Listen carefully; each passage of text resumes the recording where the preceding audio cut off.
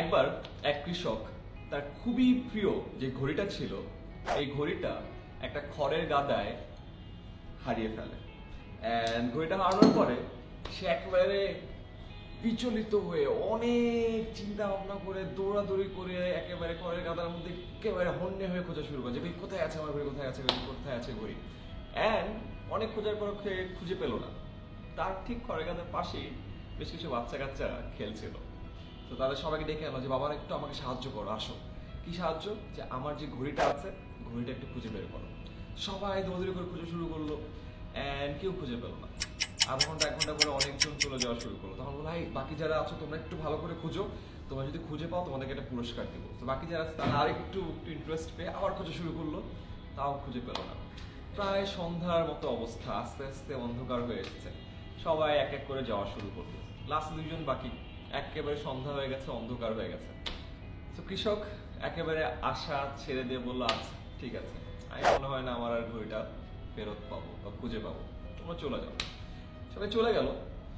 একজন বাচ্চা এসে বললো যে আচ্ছা আমাকে আরেকটা সুযোগ দেন, আমি একটু খুঁজে দেখতে চাই। তখন কৃষক বললো, আচ্ছা ঠিক আছে, তুমি দেখতে চাও দেখো, আমার তাহলে যেহেতু অন্ধকার হয়ে গেছে আমি একটু দরজা লাগিয়ে আসি। তো সব বাচ্চারা চলে গেছে, কৃষকও চলে গেছে।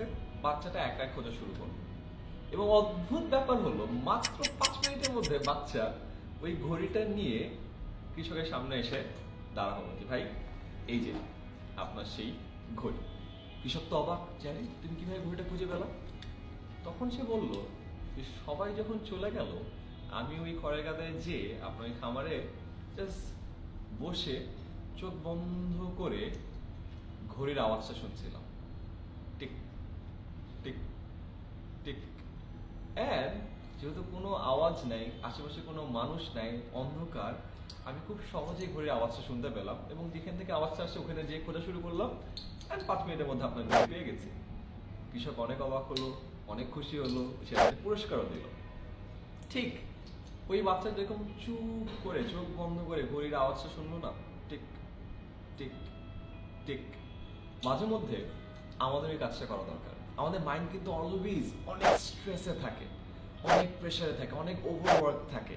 সো এত প্রেশারের মধ্যে, এত স্ট্রেসের মধ্যে প্রপারলি চিন্তা কিন্তু করা যায় না। মাঝে মধ্যে আমাদেরও একটু ব্রেক নিয়ে ওই ঠিক বাচ্চার মতো একটা জায়গায় যেয়ে বসে নিশ্চুপ হয়ে চোখ বন্ধ করে চিন্তা করা দরকার।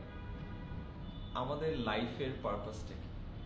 ওই পারপাসের আওয়াজটা শোনা দরকার। অফকোর্স ঘড়ির টিকটিক আওয়াজের মতো পারপাসের আওয়াজ টিকটিক ভাবে শোনা যাবে না, বাট আমাদের পারপাসটা, আমাদের অবজেক্টিভটা, আমাদের ড্রিমটা, আমাদের প্যাশনটা, আমাদের লাইফের কলিংটা, এর যদি একদম নিশ্চুপ হয়ে চিন্তা করে দেখি, একদম স্ট্রেস রিলিফ করে পিস অফ মাইন্ড নিয়ে, তখন দেখা যাবে ওই পারপাস বা ওই কলিং এর আওয়াজটা শোনা যাচ্ছে। জাস্ট লাইক ওই বাচ্চাটা একদম নিশ্চুপ হয়ে ঘড়ির কাঁটার এই টিকটিক আওয়াজটা খুঁজে পেয়েছিল।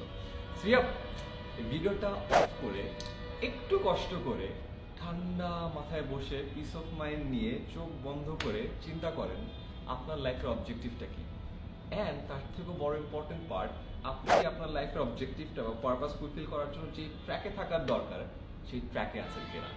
ঠিক বাচ্চাটা যেমন ঘড়ির টিকটিক আওয়াজ দিয়ে ঘড়িটা পেয়ে গিয়েছিল, আপনিও ওই ঠান্ডা মাথায় চিন্তা করার পর ইনশাল্লাহ আপনার পারপাস বা আপনার অবজেক্টিভটা ইজিলি খুঁজে পাবেন।